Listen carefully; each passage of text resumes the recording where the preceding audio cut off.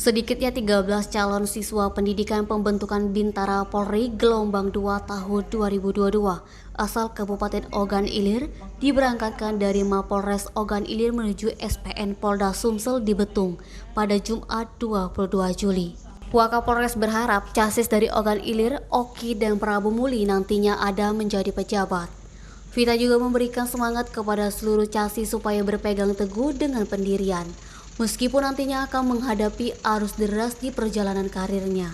Vita mengajak casis supaya memberikan kebanggaan terhadap orang tua karena tidak semua orang memiliki kesempatan untuk menempuh pendidikan sebagai anggota Polri. Selain casis dari Ogan Ilir, secara bersamaan diberangkatkan pula 14 orang casis dari Polres Prabu Muli dan 16 casis dari Polres Oki. Total keseluruhan casis yang diberangkatkan dari Mapolres Ogan Ilir berjumlah 43 orang. Eti Sumeko TV melaporkan.